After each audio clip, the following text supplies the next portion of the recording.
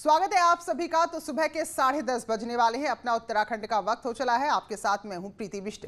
सबसे पहले बात करेंगे न्यूज 18 के बड़ी खबर के बड़े असर की। तो हमने दिखाया था कि राजधानी में कैसे स्पा सेंटर्स की आड़ में सेक्स रैकेट का धंधा फल फूल रहा है। तो फिलहाल हमारी इस खबर का असर हुआ है। कुछ अब नए कदम भी उठाए जाएंगे। वहीं सबके बीच एक गवाही भी सामने आई है जो बता रही है कि स्पा सेंटर्स की आड़ में किस तरह के काले धंधे यहां होते हैं।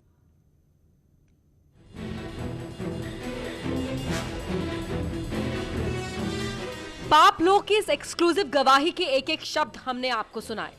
फुल सर्विस कोड को हमने डिकोड कर दिया है। देहरादून की पुलिस भी इस फुल सर्विस कोड को अगर वक्त रहते डिकोड कर पाती तो शायद देवभूमि में पाप लोग की नींव नहीं पड़ती। हमने अब तक आपको दिखाया कि कैसे स्पा सेंटर में लड़कियों को लाया जाता है, उन्हें मसाज करने का काम दिया जाता है और फिर उनसे जिस्म फरोशी भी करवाई जाती है। देहरादून में चल रहे इस अवैध धंधे के पीछे कौन लोग हैं, अब ये भी जान लीजिए। सुन लीजिए कि वो कौन लोग हैं जिनके बारे में प्रिंसी ने कहा कि वो आते हैं, ओनर से बात करते हैं, फुल सर्विस लेते हैं लेकिन पैसा एक भी नहीं देते। आखिर शहर के बीचों बीच कैसे पाप लोग की भरी पूरी दुनिया चलती है? इस सवाल के जवाब में प्रिंसी ने कहा कि इस पूरे धंधे के पीछे स्पा सेंटर के मालिक और पुलिस वालों की साठगांठ होती है। पुलिस से भी पैसा जाता है, क्या जाता है पुलिस को भी पैसा? सर मुझे यहाँ तो इतना पता नहीं था। दिल्ली में तो मुझे ओनर बता रहे थे कि हम दिल्ली पुलिस वाले को हम पैसे देते हैं। मैंने एक बार पूछा था तो यहाँ पे अंदर सर्विस करने में कोई दिक्कत तो नहीं है, डर वर तो नहीं है। तो ओनर मुझे बोल रहा था कि यहाँ पे कोई डर नहीं है, हम पुलिस वाले को पैसे देते हैं, बस ये बोला था उन्होंने। अच्छा, और यहाँ देहरादून में तो सर मैंने इतना तो नहीं वो पता है। यहाँ पे देहरादून में तो पैसे जाते हैं ये नहीं सुना है। बस ये है कि जो पुलिस वाले आते हैं तो आते ही बाहर ओनर से बात कर लेते हैं, तो उसके बाद ओनर को बोलता है कि लड़की भेज दे। हम अंदर जाते हैं तो बस वो पुलिस वाले पहले तो थेरेपिस्ट लेते हैं उन लोग ने, तो उसके बाद उनको सर्विस करना होगा तो हम एग्री नहीं होते हैं। हमें तो डर होते हैं, पुलिस वाले हैं तो हम बोल देते हैं कि हम नहीं करेंगे। तो वो सीधा बोलते हैं कि मैं पुलिस वाला हूँ, कुछ नहीं होता, तू कर ले मेरे साथ। फिर वो कर लेते हैं और पैसे वैसे कुछ देके नहीं जाते। हिंदी फिल्मों और वेब सीरीज में जैसा होता है बिल्कुल वैसे ही देहरादून में भी हो रहा है। स्पा सेंटर में काम करने वाली प्रिंसी की माने तो देहरादून पुलिस के कुछ लोग इस पूरे धंधे में शामिल हैं। पुलिस वालों को पैसा भी जाता है।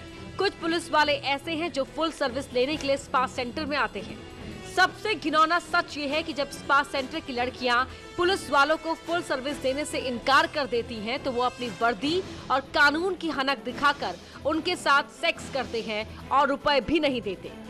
देहरादून के स्पा सेंटर की आड़ में चल रही है पाप लोग की समानांतर दुनिया से हमने ये गवाही करवाई। अब बारी है देहरादून पुलिस और प्रशासन की कि वो स्पा सेंटर के मालिकों और उन पुलिस वालों की पहचान करे जो इस धंधे के मास्टरमाइंड हैं। आखिर में एक बार फिर बता दें कि हमने जिस लड़की से बात की उसकी पहचान उजागर नहीं की है। जिस नाम का हमने इस्तेमाल किया उस नाम के किसी भी शख्स से इस लड़की का कोई वास्ता नहीं है। न्यूज 18 के लिए देहरादून से सत्येंद्र बर्थवाल की रिपोर्ट। तो इस बात पर यकीन करना मुश्किल है कि देहरादून में स्पा सेंटर्स की आड़ में ये सब कुछ चल रहा है और किसी को जानकारी ही नहीं है। बहरहाल जब न्यूज 18 ने इस सच को सबके सामने लाकर रख दिया है तो ऐसे में हड़कंप मचा है। बीजेपी के मुख्य प्रवक्ता मुन्ना सिंह चौहान कहते हैं कि इस तरह के अनैतिक कामों के खिलाफ कड़ी कार्रवाई होनी चाहिए।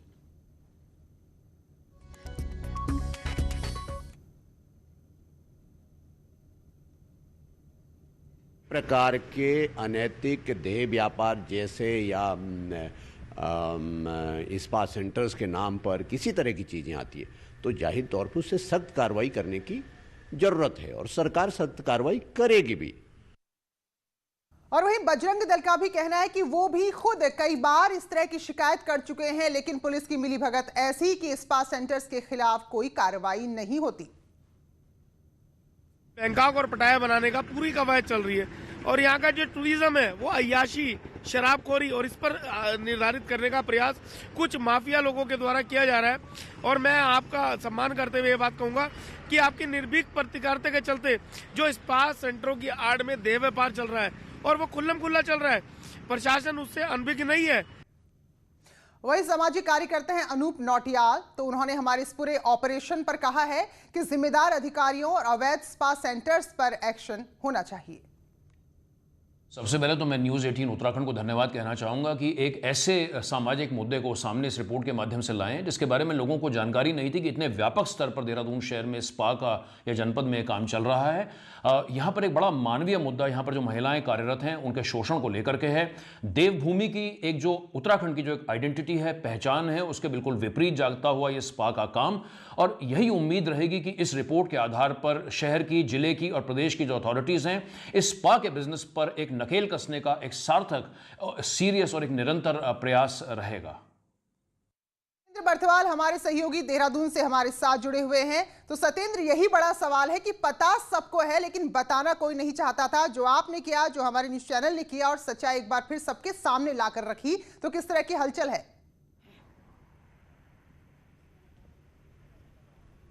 बिल्कुल बिल्कुल प्रीति, क्योंकि जब न्यूज़ 18 ने स्पा का काला सच अपने दर्शकों के सामने रखा तो अब उसमें रिएक्शन भी मिले जुले आने लगे। भले ही एक दिन पहले एसएसपी योगेंद्र रावत ने इसका एक्शन मोड में दिखे, उन्होंने एक पूरा एक स्पा सेंटर के लिए, थाना चौकियों के लिए एक रूलिंग शुरू की। लेकिन अब इसमें सबसे बड़ी बात यह है कि जो हमारी बात हुई विधायक मुन्ना सिंह चौहान से, उन्होंने एक सीधे सीधे एक आरोप भी लगाया। उनका यह कहना कि जो इस तरीके अनैतिक काम चलते हैं वो किसी राजनेता या किसी प्रशासन या पुलिस के संरक्षण के अलावा कोई बिना संरक्षण के नहीं चल सकते। यानी कि अब सबको पता है, जैसा कि आपने कहा कि सबको पता है, लेकिन कार्रवाई कौन करेगा ये बड़ा सवाल है। लेकिन सबसे बड़ी बात है, जो हमारी टीम ने कल जो युवती से बात की थी, युवती ने जो अपनी आपबीती बताई, उसने पुलिस का भी उसमें जिक्र किया है। लेकिन सवाल वहीं पे खड़ा होता है कि जिन लोगों ने कार्रवाई करनी है, जब वही उस पूरे उस काले सच में शामिल हैं, तो आखिर कार्रवाई होगी कैसे और ठीक कार्रवाई होगी, ये कहना भी बिल्कुल सत्येंद्र, सच्चाई हम सबको पता है लेकिन कुछ हलचल जरूर होती है। कहीं ना कहीं खबर में असर ऐसा होता है कि कुछ कदम उठाने ही पड़ते हैं, मजबूरी में ही सही। तो फिलहाल क्या कुछ नए नियम बनाने की बात यहाँ पर की जा रही है? जो बड़े अधिकारी हैं पुलिस के, वो क्या कह रहे हैं?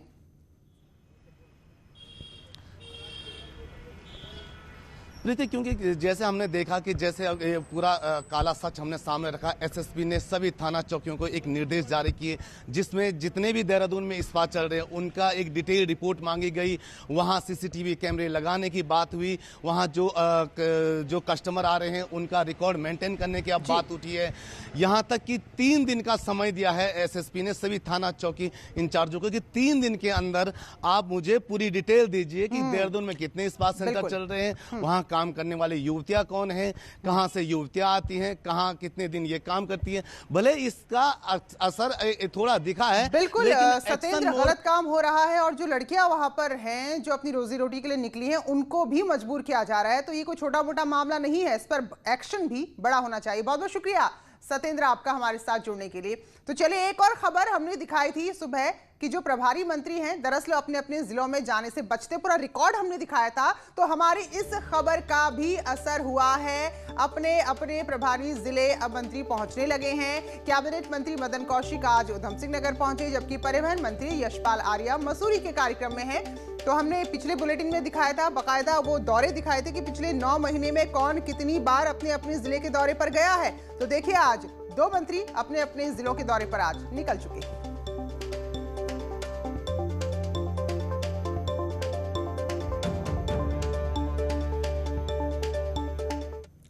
चलिए और बात करते हैं चुनावी हलचल की। तो उत्तराखंड में इस बार काफी रोचक रण होने वाला है, क्योंकि आम आदमी पार्टी ने भी यहां ताल ठोक दी है। तो आम आदमी पार्टी जहां अपने घोषणा पत्र पर तैयारी कर रही है, तो वहीं बीजेपी और कांग्रेस अब भी ये दिखाने की कोशिश में है कि उन्हें आप से कोई फर्क नहीं पड़ता।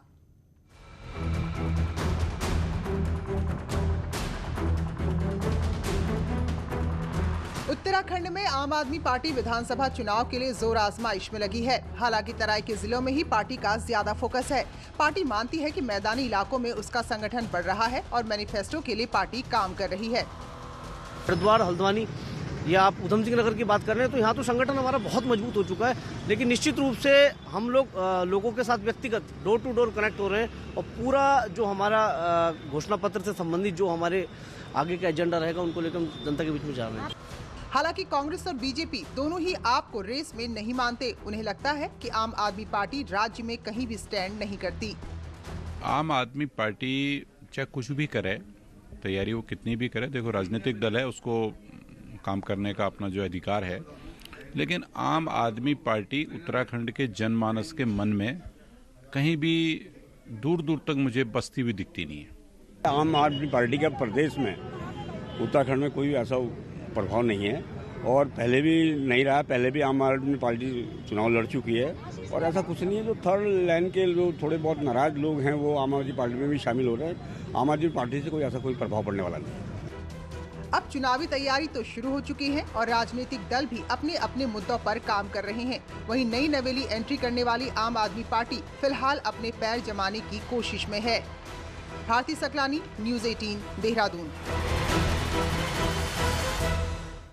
और चलिए पिथौरागढ़ की रिपोर्ट आपको दिखाते हैं। तो ये वित्तीय वर्ष बस अब खत्म ही होने वाला है, लेकिन इस जिले में जिला योजना से लेकर अन्य योजनाओं के लिए जो बजट मिला था वो अब तक खर्च ही नहीं हो पाया है। 31 मार्च को जारी वित्तीय साल खत्म हो जाएगा, लेकिन पिथौरागढ़ में जिला, राज्य, केंद्र और अन्य एडेड योजनाओं के लिए मिली धनराशि खर्च नहीं हो पाई है, जबकि इन चारों सेक्टर में स्वीकृत धनराशि कब की विभागों को मिल भी चुकी है। अब जब मुश्किल 2.5 महीने बचे हैं तो कैसे समय रहते इसका सही उपयोग हो पाएगा, कोई नहीं जानता। पिथौरागढ़ में जिला योजना में 39 करोड़ 48 हजार मिला था हमें, जिसमें हमने 24 करोड़ 74 लाख रुपए खर्च कर दिया, जो 62% है। इसी तरह राज्य सेक्टर में 170 लाख रुपया मिला है, जिसके सापेक्ष हमने 129 करोड़ खर्च कर रखा है। जिला योजना के लिए इस साल 39 करोड़ 38 लाख जारी किए गए, लेकिन अब तक 24 करोड़ 74 लाख ही खर्च हो पाए। राज्य सेक्टर में जारी 170 करोड़ के मुकाबले 129 करोड़ ही खर्च हुए हैं। केंद्र सेक्टर में 201 करोड़ के मुकाबले 182 करोड़ खर्च हुए, जबकि अन्य सहायतित योजनाओं में जिले को 14 करोड़ 26 लाख की धनराशि मिली, जो पूरी खर्च नहीं हो पाई है। जनपद में जितना भी जिला योजना, राज्य योजना और अन्य मदों में कार्य चल रहे हैं, इसकी समीक्षा किया जा रहा है। वर्तमान में हम लोग पूरा प्रयास कर रहे हैं कि जितने भी कार्य प्रारंभ हो गया उसका तत्काल जो है इस वित्तीय वर्ष के अंत तक समस्त कार्य पूर्ण कर लिए जाए, या फिर जहां पर जो भी वित्तीय प्रगति अपेक्षित उसको प्राप्त कर लिया जाए। वर्तमान में जो हमारा जो 20 पॉइंट प्रोग्राम है उसमें भी हम लोगों ने समीक्षा किया था। तमाम दावों के बावजूद ये आंकड़े इस बात की तस्दीक कर रहे हैं कि सरकारी योजनाओं में पैसे के सदुपयोग से ज्यादा उसे खपाने पर जोर दिया जाता है। ऐसे में संभव है कि 31 मार्च तक स्वीकृत धनराशि फाइलों में खर्च भी कर दी जाएगी, लेकिन सवाल ये है कि क्या ऐसी कार्यप्रणाली धनराशि के बेहतर उपयोग का दावा कर सकती है। न्यूज़ 18 के लिए पिथौरागढ़ से विजयवर्धन उप्रेती की रिपोर्ट। चलिए फिलहाल एक छोटे से ब्रेक के लिए रुक रहे हैं, लौटेंगे जल्दी।